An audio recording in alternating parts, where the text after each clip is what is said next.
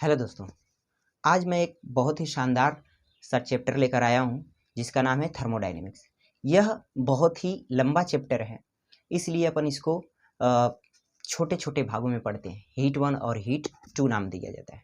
ठीक है, सबसे पहले मैं बात करूँ कि थर्मोडायनेमिक्स है क्या। तो भौतिक विज्ञान की वह शाखा जिसमें ताप एवं ऊर्जा के विभिन्न स्वरूपों के संबंध का अध्ययन किया जाता है, उसको अपन क्या कहते हैं? थर्मोडायनेमिक्स कहते हैं, अर्थात उष्मागतिकी कहते हैं। क्योंकि हम लोग इसमें टेम्परेचर एवं एनर्जी के बारे में अध्ययन करते हैं, उससे उनके संबंध के बारे में अध्ययन करते हैं, इसलिए सबसे पहले जो हमें जानने की जरूरत होती है वो होती है टेम्परेचर। टेम्परेचर क्या है? तो कोई भी वस्तु ठंडी है अथवा गर्म है, ये आप कैसे अंदाजा लगाते हो? किसी अन्य वस्तु के सापेक्ष। जैसे मैं आपसे बोलूं कि आपके हैंड पर मैं एक बर्फ रख दे रहा हूं और आपसे पूछूं कि बताओ ये आपका हैंड गर्म है या फिर बर्फ, तो आप कहोगे कि यार मेरे को ठंडे का महसूस हो रहा है ना, इसका मतलब बर्फ ठंडा है। तो ये आपने कैसे बताया? क्योंकि वो वाला बॉडी जो बर्फ है उसका टेम्परेचर अलग है और आपके हैंड का टेम्परेचर अलग है। ठीक है, तो कोई भी वस्तु ठंडी है अथवा गर्म है, ये आप कैसे बताते हो? किसी अन्य वस्तु के सापेक्ष। ठीक है, और ठंडेपन और गर्मपन या गर्माहट यह वस्तु का गुण भी होता है। सर ये क्या बोल रहे हो? गुण का अर्थ ये है कि कोई वस्तु मान लीजिए कि 37 डिग्री सेल्सियस पर गर्म हो जा रही है, तो कोई वस्तु आप देखोगे कि उसको और ज़्यादा टेम्परेचर की आवश्यकता होती है। तो इस तरीके से आप देखोगे कि इसका अर्थ ये होगा कि जो उसमें मटेरियल हैं वो अलग है और उसमें जो है वो अलग है, अर्थात उनका गुण अलग अलग है।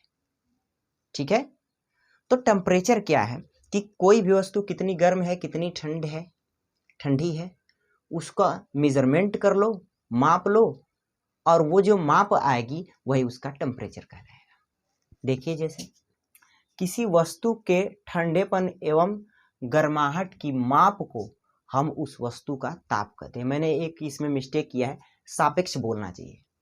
किसी वस्तु का किसी अन्य वस्तु के सापेक्ष ठंडेपन अथवा गर्माहट की माप को हम उस वस्तु का ताप कहते हैं। ठीक है, बेसिकली अपन देखेंगे, वैसे तो आप देखते हो डिग्री सेल्सियस, फ़ारेनहाइट वगैरह वगैरह बहुत से उसके मात्रक हैं, परंतु जो एमकेएस पद्धति में उसको मापा जाता है वो है केल्विन। ठीक है, तो टेम्परेचर को अपन के से रिप्रेजेंट करेंगे बेसिकली। वैसे आप डिग्री सेल्सियस में भी कर सकते हो, फ़ारेनहाइट में भी कर सकते हो, लेकिन जो उसका एसआई पद्धति में मात्रक होता है, एसआई पद्धति में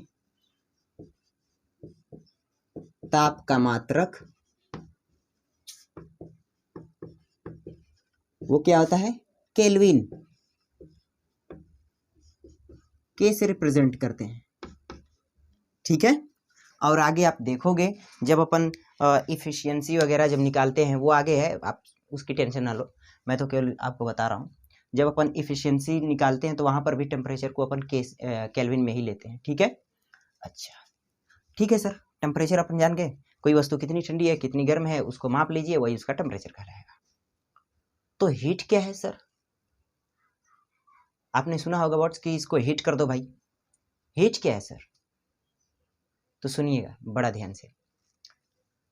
जैसे मैंने अभी अभी बताया, सिंपल सी बात है, जैसे इस कमरे का ताप मान लीजिए 37 डिग्री सेल्सियस है और एक जमा हुआ बर्फ मैं लाकर यहाँ पर रख दूं इस टेबल पर। अब वो जो बर्फ होगा कुछ देर के बाद आप देखोगे कि वो पिघल जाएगा और लिक्विड के फॉर्म में आ जाएगा। ऐसा क्यों हुआ? ऐसा क्यों हुआ? क्योंकि जो कमरे का ताप था, या फिर यूं बोले कि इन्वायरमेंट का जो ताप था वो अलग था। किससे? वो जो बर्फ है उससे। बर्फ के ताप से इन्वायरमेंट का ताप जो था वो अलग था, इसलिए बर्फ पिघल गया। इसलिए बर्फ पिघल गया। जैसे कि पानी क्या होता है कि हमेशा ऊंचे वाले पृष्ठ से जो नीचे पृष्ठ होगा उसकी तरफ जाता है। जैसे आपने खेतों में देखा होगा, पानी अगर आपने भराया होगा तो, कि जो जहाँ पर ऊंची मिट्टी होती है वहाँ पर पानी आसानी से नहीं जा पाता है, और जो गड्ढे होते हैं, थोड़े थोड़े गड्ढे होते हैं, वहाँ पर पानी आराम से चला जाता है। ऐसा तो आपने देखा नहीं होगा कि गड्ढे वाले खेत में से जो ऊंचा खेत है उसमें पानी जाए, ऐसा तो होता नहीं है। सेम एज टेम्परेचर भी, जिस बॉडी का ज़्यादा टेम्परेचर होगा, ठीक है, उससे होकर जिस बॉडी का कम टेम्परेचर है उसकी तरफ जाता है। जैसे मान लो कि ये मेरा हैंड है, ये इसका ताप मान लीजिए कि 37 डिग्री सेल्सियस है, और ये जो मार्कर है इसका ताप समझ लीजिए कि आप 2 डिग्री सेल्सियस है, 2 डिग्री सेल्सियस, मुझे पता है मैं क्या बोल रहा हूँ, 2 डिग्री सेल्सियस मान लो। तो अब मैं अगर इसको टच करूँगा तो मेरे हैंड से जो टेम्परेचर होगा वो इसमें जाएगा। क्यों? क्योंकि मेरे हैंड का टेम्परेचर अधिक है इस मार्कर के टेम्परेचर से। तो जो भी फ्लो हो रहा है, जो भी फ्लो हो रहा है, वैसे तो वो एनर्जी फ्लो होती है, जो भी फ्लो हुआ उसी फ्लोनेस को ही अपन हीट कहते हैं। मतलब ताप का उच्च ताप वाली वस्तु से निम्न ताप वाली वस्तु की ओर प्रवाह ही क्या कहलाता है? ऊष्मा कहलाता है। ऊष्मा हमेशा उच्च ताप वाली वस्तु से निम्न ताप वाली वस्तु की तरफ फ्लो होता है। ठीक है, तो ये एक फ्लोनेस है। अभी आप आगे पढ़ोगे कि जो जब कोई वस्तु ज़्यादा हीट हो जाती है तो उनके अणुओं के मध्य एनर्जी बढ़ जाती है, अर्थात काइनेटिक एनर्जी बढ़ जाती है। तो आप ये भी बोल सकते हो कि एनर्जी का फ्लो होता है, वो आगे आप अपन बात करेंगे। तो ऊष्मा क्या है सर? तो ऊष्मा किसी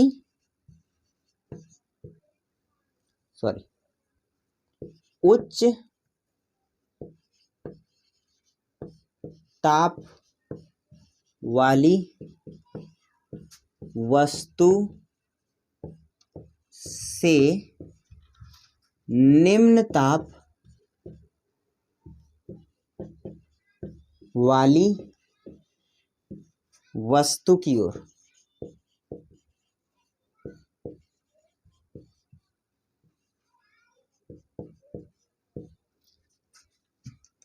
ताप का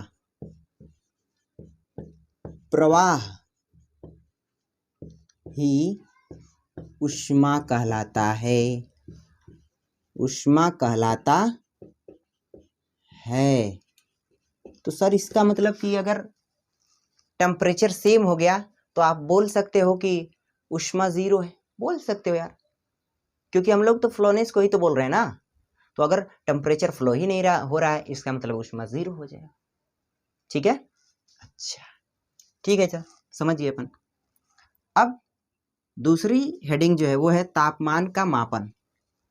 तापमान का मापन, इस तापमान का मापन जिस शाखा में किया जाता है, एक बात और, इस तापमान के मापन को अपन एक और नाम देते हैं, ऊष्मामिति।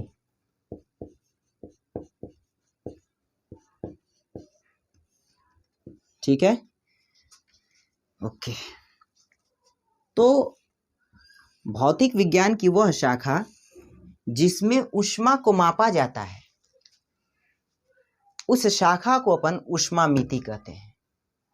ऊष्मामिति का अर्थ ही होगा ऊष्मा का मापन। तो भौतिक विज्ञान की वह शाखा जिसमें ऊष्मा को मापा जाता है, उस शाखा को अपन क्या कहते हैं? ऊष्मामिति कहते हैं, कैलोरीमेट्री कहते हैं। ठीक है, ठीक है सर, आप डेफिनेशन लिख लीजिएगा। अब तापमान का मापक, ठीक है, उस शाखा में जिसमें मापा जा रहा है उसको ऊष्मामिति कहते हैं। लेकिन ऊष्मा को मापें तो मापें कैसे? ऊष्मा को मापें तो मापें कैसे? जैसे अपन बता तो ले रहे हैं कि हाँ सर ये ठंडा है, ये गर्म है, लेकिन कितना ठंडा है कितना गर्म है ये कैसे अपन अंदाजा लगाएंगे? ठीक है, तो वही यह हेडिंग बताती है, टेम्परेचर स्केल।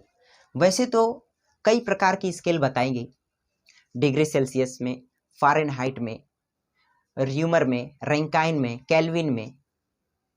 ठीक है, वो किस तरीके से स्केल्स बनाई गई है वो मैं आपको सिखाता हूं। ठीक है, देखिए, आप जब जाते हो डॉक्टर के पास तो डॉक्टर आपके शरीर का टेम्परेचर मापता है, वो लिया रहता है ना छोटा सा थर्मामीटर, ठीक है, तो वो भी टेम्परेचर मापने का ही एक मापक है, और वो शायद डिग्री सेल्सियस में मापता है ना कि फ़ारेनहाइट में, शायद फ़ारेनहाइट में होता है।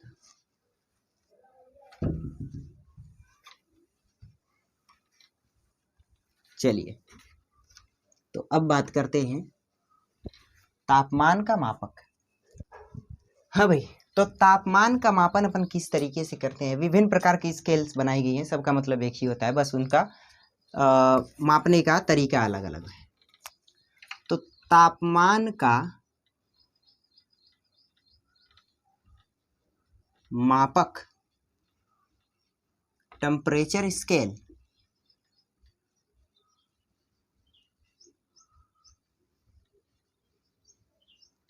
टेम्परेचर स्केल पहला है डिग्री सेल्सियस,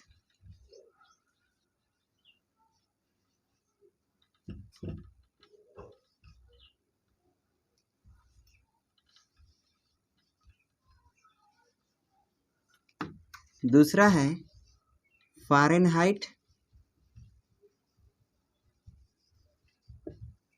हिंदी में लिखता हूँ, पहला है डिग्री सेल्सियस,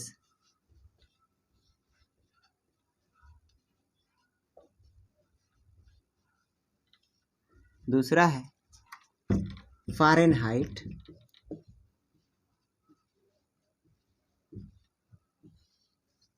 तीसरा है केल्विन, चौथा है र्यूमर, और पांचवा है रैंकाइन।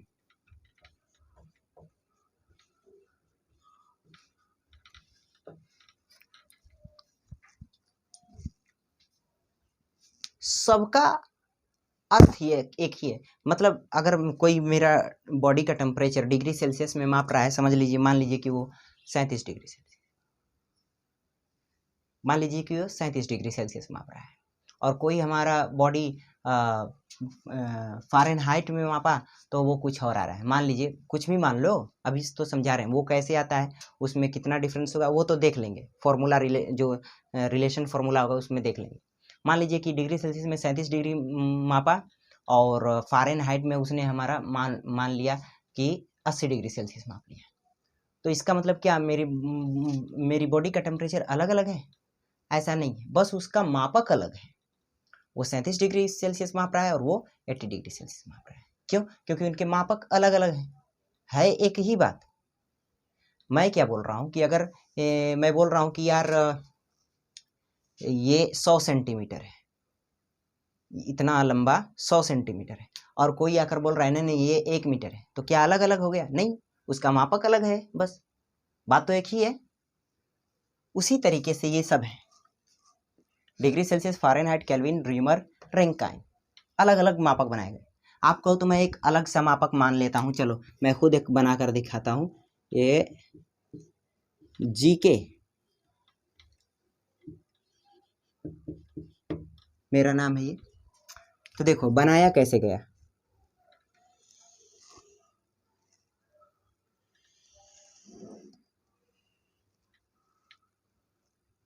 मान लीजिए ये स्केल है, ये 0 डिग्री सेल्सियस, अच्छा 0 डिग्री सेल्सियस, और ये 100 डिग्री सेल्सियस ही क्यों लिया मैंने?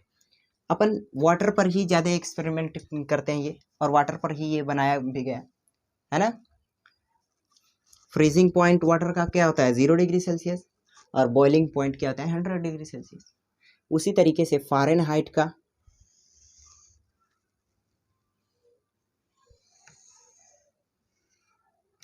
32 फ्रीजिंग पॉइंट है, याद रखें, और 212 डिग्री फ़ारेनहाइट ये क्या है? इसका बॉइलिंग पॉइंट है।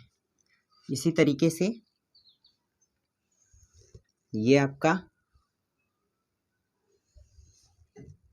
केल्विन का हो गया 273, वैसे तो 273.5 होता है, परंतु 0.15 होता है, परंतु हाँ बोलना। चल ठीक है, 273 और ये होता है, वैसे तो 273.15 होता है, परंतु अपन मान लेते हैं कि इतना ही है ना, 273 इजी करने के लिए। और 373 ये इसका डिग्री केल्विन, ये डिग्री केल्विन।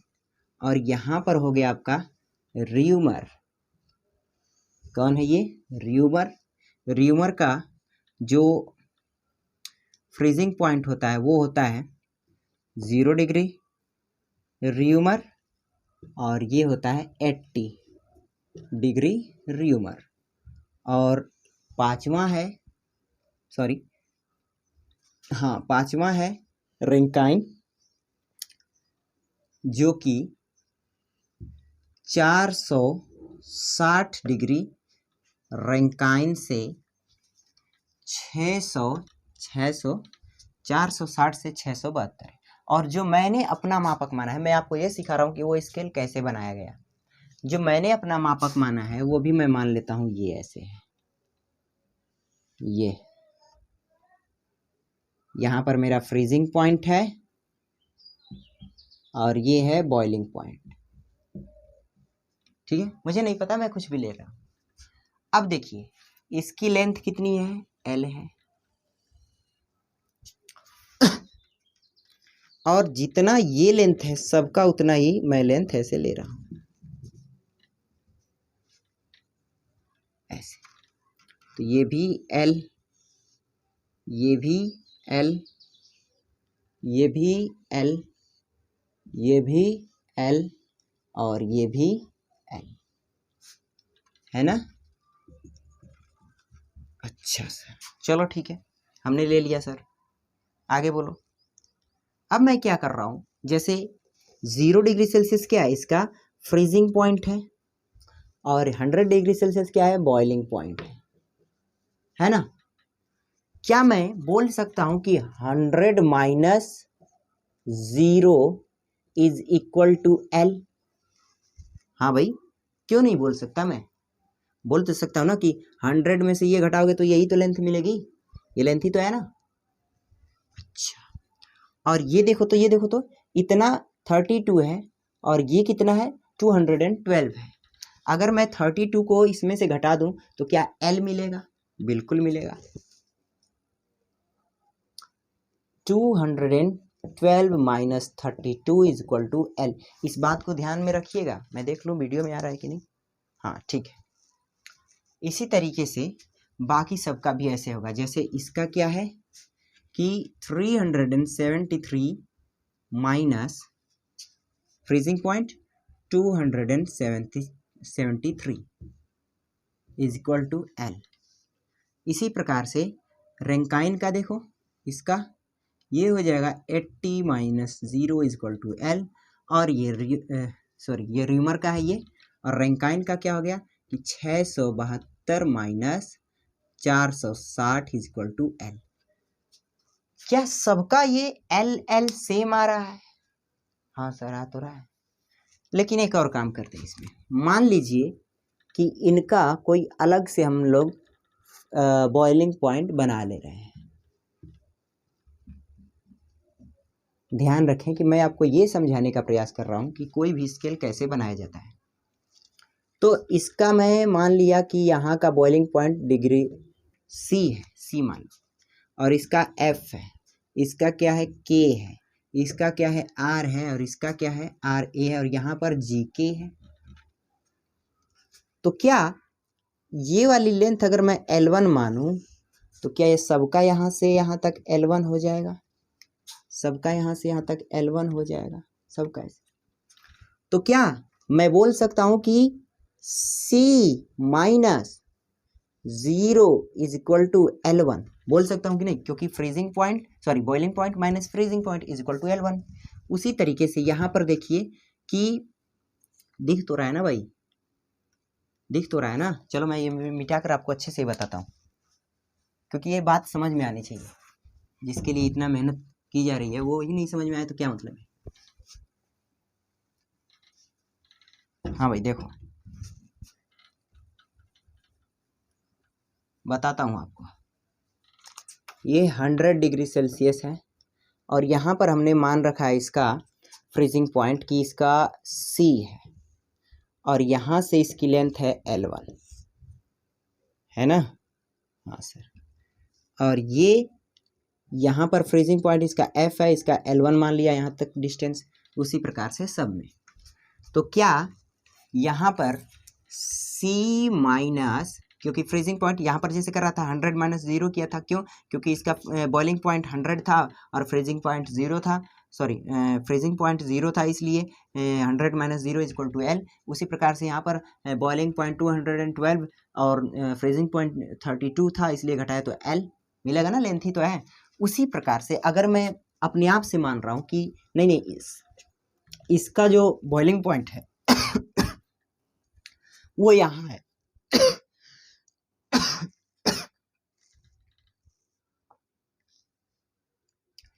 इस डिग्री सेल्सियस का जो बॉइलिंग पॉइंट है वो यहाँ है C, और जो फ़ारेनहाइट का है वो यहाँ पर है इस पॉइंट पर F, और यहाँ पर जो केल्विन का है वो यहाँ है K, और र्यूमर का यहाँ है R, रैंकाइन का यहाँ पर है RA, और GK का यहाँ पर है G। चलो केवल G मान लेते हैं, ठीक है। तो क्या होगा कि क्या मैं C minus freezing point is equal to L1 बोल सकता हूँ? बिल्कुल बोल सकता हूँ, क्योंकि ये लेंथ है। उसी प्रकार से यहाँ पर F minus 32 is equal to L1 बोल सकता हूँ। इसी प्रकार से केल्विन के लिए K minus 273 is equal to L1 बोल सकता हूँ। उसी प्रकार से र्यूमर के लिए क्या मैं R minus 0 is equal to L1 बोल सकता हूँ। रैंकाइन के लिए मैं क्या बोल सकता हूँ कि RA माइनस कितना 460 इज इक्वल टू L1, और GK के लिए भी G माइनस क्या freezing point is equal to 0, sorry is equal to L1, ठीक है। अब बस हो गया है। अब ध्यान से देखें, ये इक्वेशन नंबर 1, 2 और भी तो बनाया था भाई, मिटा दिया क्या? अच्छा बाकी सबका देख लीजिए। तो ये इक्वेशन नंबर 3 इसको ले रहा हूँ। चलो तो इक्वेशन नंबर 3 से इसमें भाग दो, या यूँ कहें कि इक्वेशन 1 से इसमें भाग देते हैं तो क्या मिलता है? C माइनस 0 अपॉन 100 माइनस 0, तो ये क्या होगा? L1 upon L2। उसी प्रकार से ये भी तो होगा, F minus 32 is equal to L1 था, और यहाँ पर क्या था? 212 minus 32 is equal to L था। तो जब भाग देंगे तो ये भी क्या मिलेगा हमें? ये भी मिलेगा हमारा 212 minus 32 is equal to L। इसी प्रकार से केल्विन के लिए क्या मिलेगा? केल्विन का कितना 373 minus 273 is equal to L। और उसी प्रकार से सब में यहाँ पर भी मैं अपना वाला लिख रहा हूँ कि इसका मैंने freezing point boiling point BP minus FP is equal to L। बाकी भी सबका ऐसे ही होगा। तो क्या इसका राइट हैंड साइड सबका इक्वल रहेगा? क्योंकि L1 अपॉन L, और ये भी L1 अपॉन L, और ये भी L1 upon L, L1 upon L। इसी प्रकार से इसका भी L1 अपॉन L, इसका भी L1 अपॉन L आएगा, है ना। तो इसका मतलब अगर इसका राइट हैंड साइड बराबर है तो इसका लेफ्ट हैंड साइड भी आपस में इक्वल होंगे। इसलिए C ये घटाएंगे तो 0 है, तो उसका कोई मतलब नहीं। 100 इक्वल टू ये भी इसके बराबर होगा, तो F माइनस 32 अपॉन, और ये घटा दो तो 2 to 0 हो गया, और ये हो गया आपका 11 में से 3 जाए 8, और ये हो गया 1। तो इस तरीके से डिग्री सेल्सियस और फ़ारेनहाइट में रिलेशन हमें मिल गया। आप देखो ये क्या बन गया? रिलेशन मिल गया। और थोड़ा सा सॉल्व करोगे, ये कटा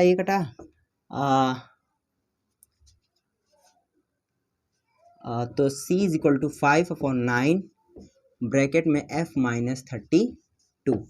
ये डिग्री सेल्सियस और फ़ारेनहाइट में रिलेशन का फॉर्मूला मिल गया हमें। तो इस तरीके से आप डिग्री सेल्सियस के टेम्परेचर को फ़ारेनहाइट में चेंज कर सकते हैं, या फ़ारेनहाइट का टेम्परेचर जो होगा वो डिग्री सेल्सियस में आप फाइंड कर सकते हो। जैसे उन सबका भी रिलेशन निकाल लेते हैं, क्योंकि अब तो सबका इक्वल ही होना चाहिए। क्योंकि राइट हैंड साइड तो सबका इक्वल है। देखो अब डिग्री सेल्सियस और केल्विन में देखते हैं। तो केल्विन डिग्री सेल्सियस का C/100, केल्विन का K माइनस 212, 273, 300 इतना 001 cancel, C is equal to K minus 273। ठीक, तो ये भी रिलेशन मिल गया। किस में ये मिला? डिग्री सेल्सियस और केल्विन में। ठीक है, अभी इस पर क्वेश्चन भी अपन करेंगे, पहले रिलेशन सब फाइंड कर लेते हैं। अब इसका देखो डिग्री सेल्सियस से र्यूमर में कैसे रिलेशन फाइंड करेंगे, तो C/100 is equal to R, 0 से घटाएंगे कोई मतलब नहीं, और 80 माइनस 0 ही रहता है तो कोई मतलब नहीं है ना।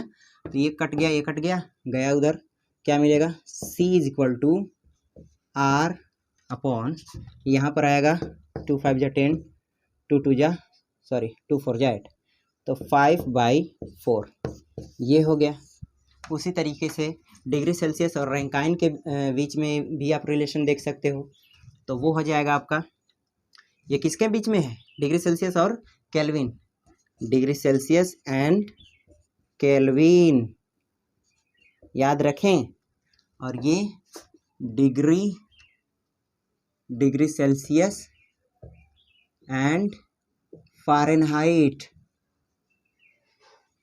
ठीक है, और ये डिग्री सेल्सियस और र्यूमर के बीच में है। अब वो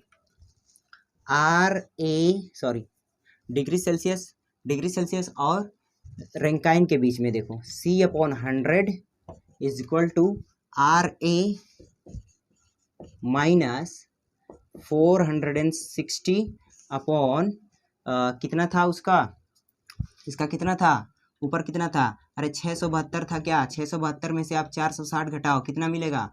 ये हो गया 2 और ये हो गया 1 और यहाँ पर 2, तो 212।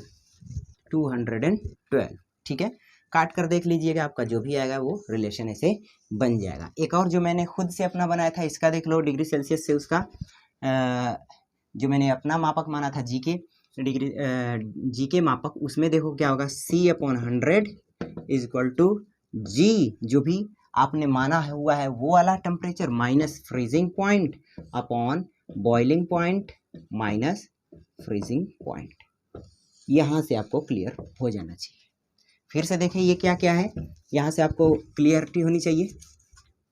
जैसे क्या किया था हमने, यहाँ पर शुरुआत में मैंने फ्रीजिंग पॉइंट माना था और यहाँ पर बॉइलिंग पॉइंट माना था। ठीक है, अच्छा चलो वाटर वाले से समझाता हूँ, या फिर जी वाले से ही।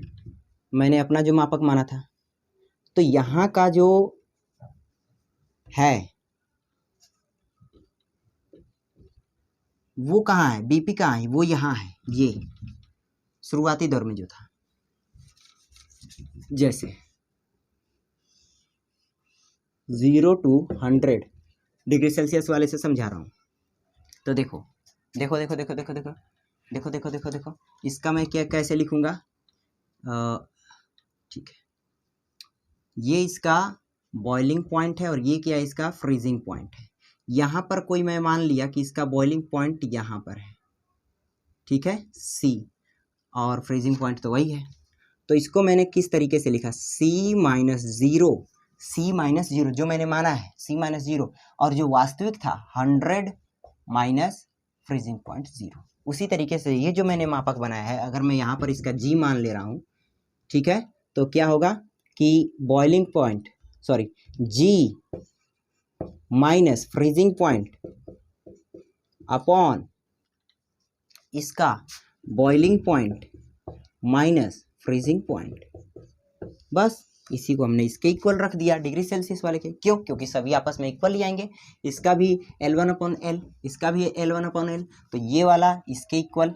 इसी तरीके से ये वाला अगर आप देख पा रहे हो तो इसका भी L1/L, इसका भी L1/L, इसलिए ये इसके बराबर हुआ और वहाँ से हमने इसको इक्वल किया और फॉर्मूला हमें मिल गया। ठीक है, तो इस तरीके से हम लोग टेम्परेचर का एक मापक से दूसरे मापक में टेम्परेचर का परिवर्तन करते हैं। ठीक है, अब इस पर अपन क्वेश्चन देखते हैं।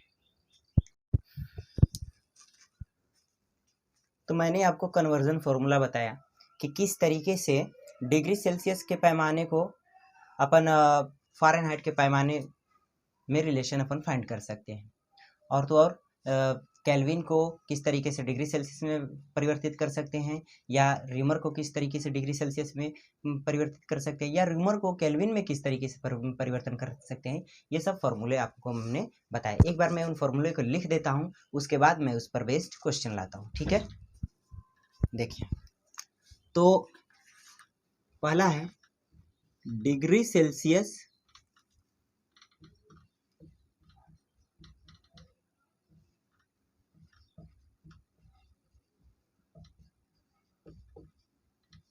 को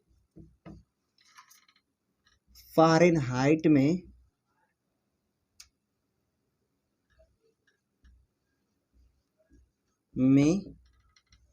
बदलने का फॉर्मूला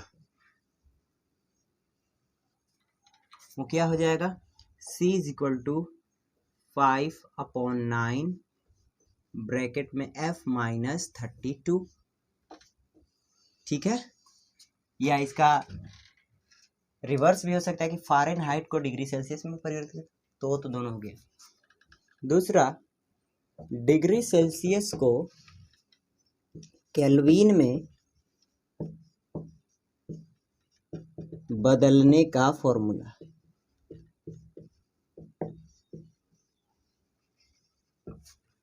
वो क्या है। अगर थोड़ा सा भी कंफ्यूजन हो तो खटाक से ये लगा लो। केल्विन का कितना से होता है, केल्विन का कितना होता है, अरे भाई केल्विन का K minus starting point 273/373 minus 273, ये कटा तो ये हुआ 100, ये कट कर कितना आया, C = K माइनस 273, ये फॉर्मूला, या ये तो है ही, या K = C + 273, ये भी फॉर्मूला हो गया, दूसरा फॉर्मूला।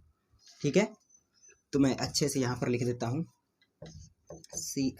K = C + 273। ठीक है, अच्छा, तीसरा है डिग्री सेल्सियस को किसमें बदलना, फ़ारेनहाइट हो गया, केल्विन हो गया, रीमर में बदलने का फॉर्मूला, तो वो क्या है, C/100 डिग्री सेल्सियस का होता है, और रीमर का होता है R-0/80-0। अरे यही तो होता है ना, 0 to 80 होता है, तो ये 0 रखने का कोई मतलब नहीं हुआ, तो ये 0 कैंसिल हुआ, 2 5 जा 10, 2 4 जा 8, मीन्स हमारा फॉर्मूला बना C = 5 × R/4। ये इन सब का यूज़ होगा। फोर्थ है, ऐसे डैश डैश डैश करते यही बात लिखी हुई है ना, बार बार क्या लिखूं,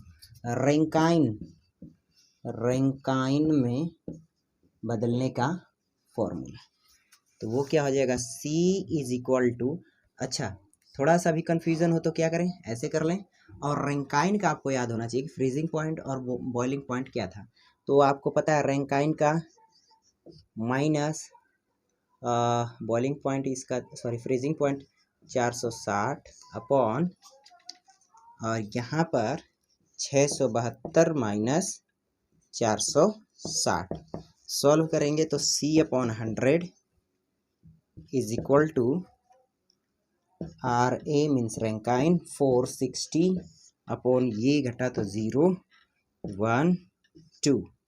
ठीक है, सॉल्व करेंगे तो कितना आएगा, 2 5 जा 10, 2 1 जा 2, 2 6 जा 12, 2 2 जा 4, 2 5 जा 10, 2 5 जा 10, 2 3 जा 6, तो ऐसे आप लिख सकते हो कि C = 25/53 ब्रैकेट में RA - 460।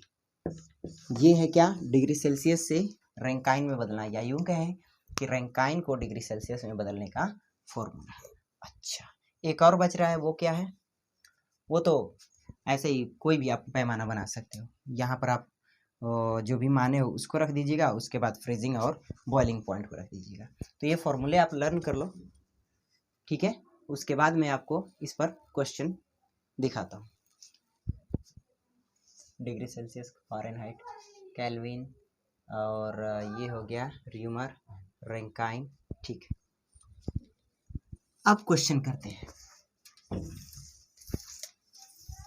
तो क्वेश्चन है कि क्वेश्चन नंबर 1, 27 डिग्री सेल्सियस को फ़ारेनहाइट में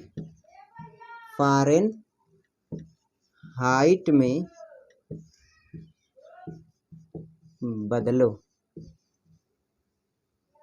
या बदलें, ठीक है। तो सॉल्यूशन, तो ये डिग्री सेल्सियस में है, ये उसको किस में बदलना है, फ़ारेनहाइट में। तो उनके बीच संबंध क्या है, ये है। तो C is equal to by formula, सूत्र के द्वारा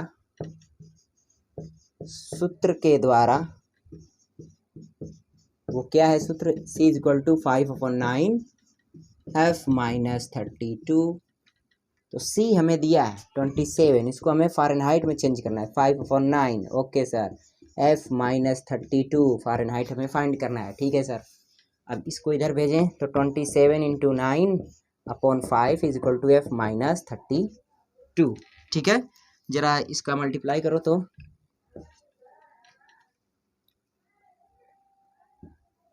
24/5 इक्वल टू F माइनस 32, ठीक है। तो इसको इधर भेजें आप, तो 243/5 माइनस 32, अरे यही तो होगा ना। F इज इक्वल टू, ये इधर आया तो 243/5 प्लस का 32, ठीक है। सॉल्व करें, 5 2 जा 10, 5 3 जा 15 और एक 16 प्लस का 243/5 इज इक्वल टू F, है ना। अच्छा सॉल्व करें इसको, तो 3 10 और 3/5, 5 6 जा 30 और पॉइंट लगाया, 5 6 जा 30 डिग्री फ़ारेनहाइट। तो जो 27 डिग्री सेल्सियस तापमान है डिग्री सेल्सियस वाले मापक में, उसको जब फ़ारेनहाइट में बदला, मतलब कि फ़ारेनहाइट वाले मापक से हमने मापा उसको, तो वो कितना आया, 6.6 डिग्री फ़ारेनहाइट, 6.6 डिग्री फ़ारेनहाइट। समझ में आया। तो ऐसे ही क्वेश्चन करते हैं, देख लेना कहीं कैलकुलेशन गड़बड़ होगा, लेकिन ये प्रोसीजर यही है, ठीक है। अच्छा दूसरा क्वेश्चन देखें।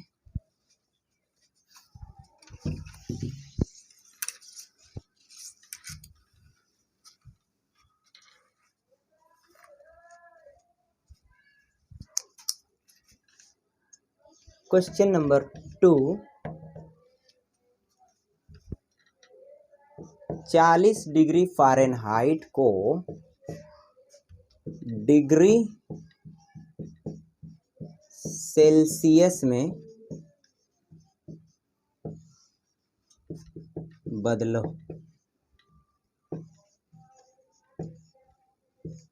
बदलें। तो इसका फॉर्मूला ये रहा आपका, फ़ारेनहाइट में हमें दिया है तापमान, उसको हमें किस में चेंज करना है, तो डिग्री सेल्सियस में। तो C is equal to 5/9, bracket में F कितना है 40 है, माइनस 32, भाई साहब 5/9, ये कितना आएगा 8, है कि नहीं, ये 40 और ये 9, ठीक है। सॉल्व कीजिए तो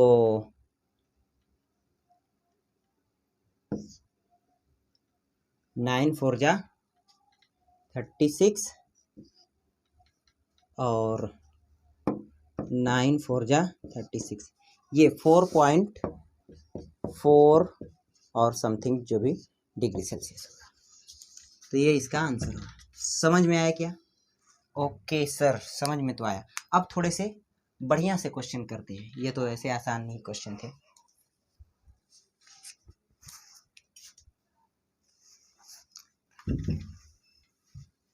चलो उससे पहले एक और क्वेश्चन कर लेते हैं जो मैं किताब से ले रहा हूँ। वो है -40 डिग्री फ़ारेनहाइट का मान डिग्री सेल्सियस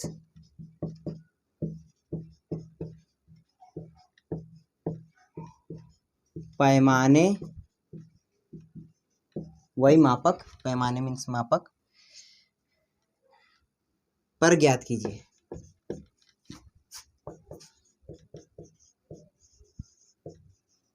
मतलब कह रहा है कि फ़ारेनहाइट वाला जो पैमाना था उससे हमने मापा तो -40 डिग्री सेल्सियस, -40 डिग्री फ़ारेनहाइट है। जब हम लोग डिग्री सेल्सियस मापक से मापेंगे या पैमाने से मापेंगे तो उस अवस्था में जो वैल्यू रहेगी वो क्या होगी, है ना, या जो ताप होगा वो कितना होगा। तो आपको पता है फॉर्मूला, तो यही हमें यूज़ करना है। C = 5/9 ब्रैकेट में -40 -32 ऐड करो भैया, 5/9 और ये 2 7 माइनस करके 9 8 जा 72 और -40। भाई साहब ये क्या, -40 डिग्री फ़ारेनहाइट का मान वही होगा, सॉरी -40 डिग्री फ़ारेनहाइट जो वैल्यू है वही डिग्री सेल्सियस के पैमाने में भी उतना ही वो मान दे रहा है। तो ये सेम है, ये क्या होता है, ताप सेम होता है। समझ में आया? ओके। 40 डिग्री सेल्सियस पर जो उसका टेम्परेचर होता है वो फ़ारेनहाइट में भी वही होता है और डिग्री सेल्सियस में भी वही होता है, परंतु और किसी में ऐसा नहीं होगा। डिग्री सेल्सियस और फ़ारेनहाइट वाले पैमाने में ही होता है, केल्विन वगैरह, रीमर, रंकाइन, ऐसे उनमें नहीं होगा कोई। ठीक है। अच्छा, नेक्स्ट क्वेश्चन जरा जो मैं बोल रहा था कि बढ़िया वाला क्वेश्चन है उसको मैं लेता हूँ। थोड़ा सा टाइम लगेगा इसलिए मैं वीडियो को रोक कर उसको लिख लेता हूँ।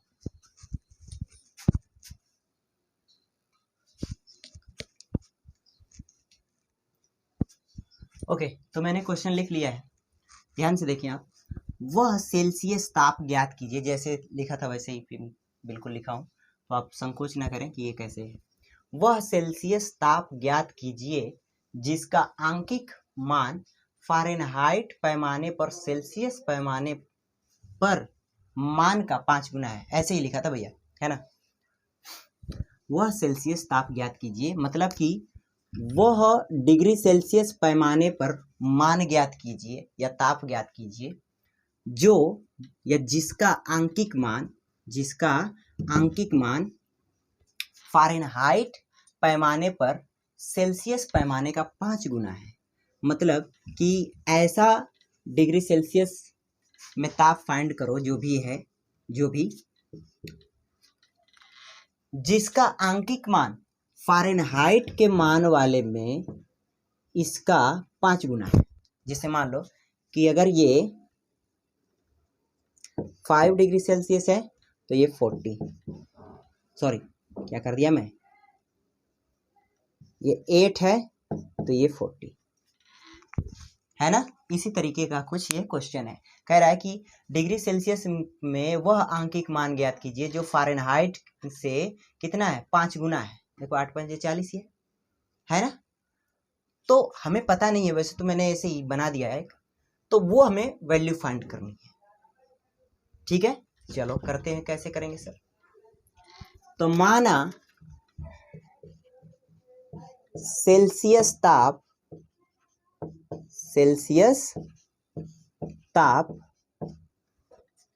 x डिग्री सेल्सियस है।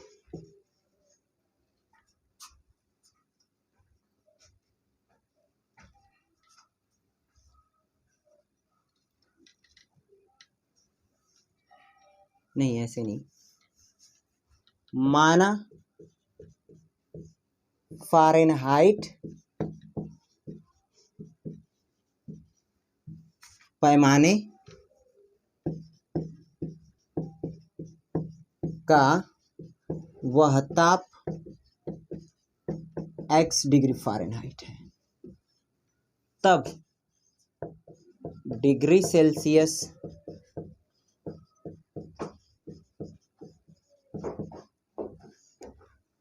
के पैमाने पर ताप क्या हो जाएगा, इसका 5 गुना है वो, तो 5x, C is equal to 5x। ठीक है, बाई फॉर्मूला वो क्या है, डिग्री सेल्सियस और फ़ारेनहाइट के मध्य कन्वर्जन फॉर्मूला क्या है, C is equal to 5/9 bracket में F माइनस 32। मैंने एक गड़बड़ कर दिया है, चलो फिर भी हो जाएगा, कोई नहीं। C की वैल्यू रखो भैया, 5 है, 5x, 5/9, F की वैल्यू रखो, x आपने माना है 32। ठीक है, अच्छा सर इसको इधर भेज लो, 45x इज इक्वल टू, ये अंदर गया तो 5x और ये अंदर गया तो 5 2 जा 10, 5 3 जा 15 और एक ये 16। ठीक है क्या, इसको इधर लाओ भैया, तो क्या है 40x हो जाएगा इज इक्वल टू 60, ये 4 4 जा 16, 4 4 जा 16, x is equal to 4 degree Celsius. अगर ये 4 डिग्री सेल्सियस है, देखो ये फ़ारेनहाइट कितना आया 4 डिग्री सेल्सियस, तो भाई साहब डिग्री सेल्सियस में जो ये 4 फ़ारेनहाइट आया, तो डिग्री सेल्सियस के पैमाने पर जो ताप का मान होगा वो क्या होगा, इसका 5 गुना, तो 5 इंटू 4 20 डिग्री सेल्सियस। ठीक है, अतः फ़ारेनहाइट में जो तापमान का न्यूमेरिकल वैल्यू है वो क्या है 4 डिग्री फ़ारेनहाइट, और जो डिग्री सेल्सियस में ताप का न्यूमेरिकल वैल्यू है वो कितना है 20 डिग्री सेल्सियस।